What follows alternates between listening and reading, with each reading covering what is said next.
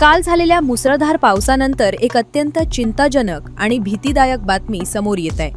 उल्हास नदीला आलेल्या भीषण पुराच्या तडाख्यानं नेरळ कळंब मार्गावरील दहिवली पुलाची अवस्था अत्यंत दयनीय झालीय।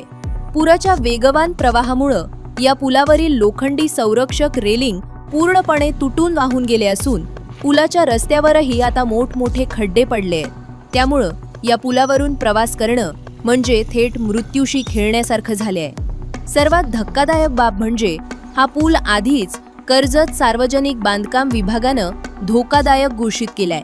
त्याबाबतचा बोर्डही तिथे लावण्यात आलाय। मात्र दरवर्षी पावसाळ्यात हीच परिस्थिती निर्माण होत असतानाही सार्वजनिक बांधकाम विभागानं यावर कोणतीही कायमस्वरूपी सुरक्षा उपाययोजना केलेली नाही।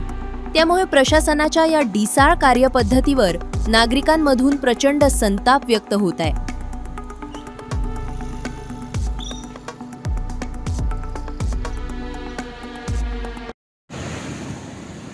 नमस्कार।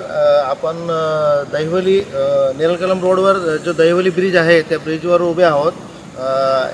गेल्या 4-5 दिवस सतत पाऊस चालू आहे आणि हा ब्रिज गेली त्या पावसामध्ये 3 दिवस पाण्याखाली होता।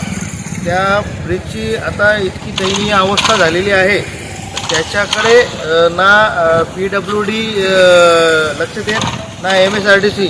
आता ह्या दोघांच्या ह्याच्यामध्ये हा रस्ता MSRDकडे गेला आहे आणि ब्रिज PWDकडे आहे। तर हा ब्रिज याच्याकडे लक्ष कोण देणार हे त्यांनी ठरवायचं, प्रशासनाने ठरवायचं का कोणी ठरवायचं हे त्यांनी बघावं। आणि हा रस्ता इतक्या लेवल खराब झालेला आहे का आता हा ब्रिज पूर्ण पावसाला काढेल का नाही काढेल याचीसुद्धा गॅरंटी नाही। आणि स्थानिक जे प्रतिनिधी आहेत किंवा तहसीलदार आहेत, प्रशासन आहे, यांचं याच्याकडं लक्ष नाही आहे। याच्याकडे लक्ष कोण देणार? आणि समजा काय याच्या ब्रिजचं काय झालं आणि याच्यामध्ये काही जीवितहानी झाली तर याला जबाबदार कोण असणार? याची जर दखल प्रशासन घेणार नसेल तर महाराष्ट्र नवनिर्माण सेना यांना महाराष्ट्र नवनिर्माण सेनेच्या स्टाईलने धडा शिकवेल